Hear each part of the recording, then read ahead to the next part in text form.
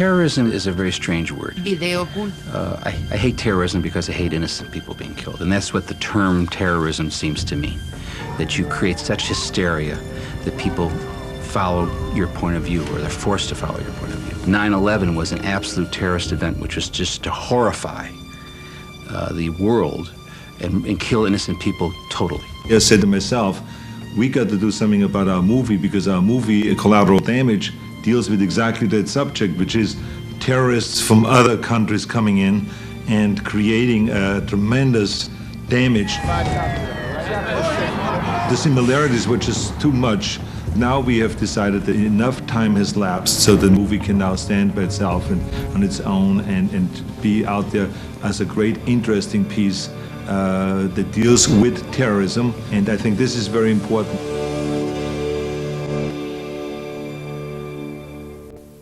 Collateral Damage was ready to be released, I think, October 5th. And on September 11th, of course, the world events changed everything. And everybody pulled back and said, let's just see what's going to happen here. And then in November, Warner Brothers tested the picture with an audience, and people said, we understand why you pulled the release, and we think it was appropriate, but now we'd like to see this film. We enjoy this film. We'd like to have it in the theaters. Mr. Brewer, I can't imagine what you're feeling right now, but you cannot take the law into your own hands. Prior to September 11th, it may have been taken as just entertainment. It was important to me still because it focused on Colombia, which I'm interested in talking about. But I think the whole role of the movie is a little bit more significant now, or quite a bit more significant now. Collateral damage is a term that was basically a military term. That was the residual violence that was maybe unintended during an act of war. And you know, it's one of those things where we say, well, we hit our target and we lost some innocent people. That's the collateral damage. It's the price you accept you pay during warfare. What attracted me to Collateral Damage was the fact that the lead character, Gordon Brewer, was a man who saved lives. His day-to-day life was being a fireman. And because of a tragic event which kills his wife and his son, he goes on a mission for revenge. And along the way he learns also that the man he's chasing lost a child like he did. So there's a real parallel here. And there's a story about a very heroic character who realizes that violence begets violence. And he tries to stop short of becoming this monster. And at the same time, he uses his skills as a fireman to stop more violence. So for Arnold Schwarzenegger to play this role, I thought it was fantastic. Because who better than Arnold to go on a revenge mission where you sort of expect, oh my gosh, he's going to rip people apart. But then having all the strength and all the power of the roles he's played in the past to say, hold it, I'm a human being now. I'm a fireman. I care about life. I thought it was a great combination of history and what his future could be. Collateral Damage was written in such an exciting way and gave us a little insight of how it happens. Why do terrorists attack our country? What are the things that our country does to make those people do those things? And what misconceptions there are about all this, the way they perceive this country and all that. And I think all of those things come out in this movie. There are all kinds of heroes. There are unspoken heroes. There are heroes who don't do anything and are heroes in terms of because they refuse to go along with the stream and they stop and say, you can't get me to do that. There are heroes who go out of their way where others wouldn't.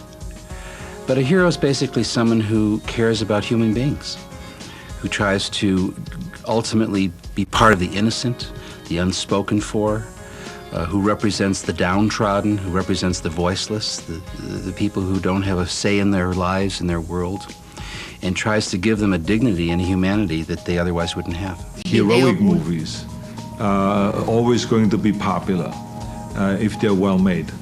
And I think that now is a time where a heroic movie like Collateral Damage is going to be much more popular because people are looking forward to a positive kind of an upbeat kind of an ending. because people are frustrated right now. I think firemen have been doing the same thing before and after September 11th. The fact that people heroically went into a large situation in a large building and died focused the role of the firemen in the world today. I still think heroes are ones who save lives, not take lives. So my definition of heroes and what the world is perception of heroes, I don't know that it's changed since September 11th. I think there's just more tragedy, so there's more need for heroes. Arnold understood what this part was about. He's heroic, he's action-filled, he's smart, but he's also very vulnerable. And all of a sudden, he realizes he may be creating more violence. And he runs forward and says, I can't be a part of this. So it's a sense of conscience. And that's why he's an interesting character, I think, because he doesn't let that go from his heart. What is very difficult is to play out the scenes in the proper way and to interpret them the proper way, the way it's written in the script, to get the vulnerability across, to get also the toughness across, but with the combination that you're still vulnerable. That is always, I think, the big responsibility, to act those things out and to really be the character. You talk about heroes, I think he walks a very interesting line here between being a guy who's going after the bad guy, quote unquote, and yet not being simplistic about what it is that he is as a human being. And I think people are ready for that with Arnold. I think the film has taken on more significance. I think it's taken on a more important role in terms of looking at all the sides of terrorism, the motivations and the tragedies of terrorism. I think there would be a great anticipation for this movie to come out because the subject is fresh and it has a very interesting message there. When you violate somebody, it doesn't stop. I mean, yes, you can stop somebody from rising up for a certain period of time, but then that kid's kid will find out what happened to his father or his grandfather. We're looking at events all over the world, whether they be the Middle East or Bosnia or Southeast Asia or Ireland, where thousands and hundreds of years of animosity are still percolating. That's what collateral damage talks about. Those are the innocent people, the periphery of the battle. You get so defensive, you become offensive. So, we have to learn as a species how to be human beings. We're born as animals. And every generation has to be loved and educated into what it means to be human. If we miss a beat, then we have terror in the world.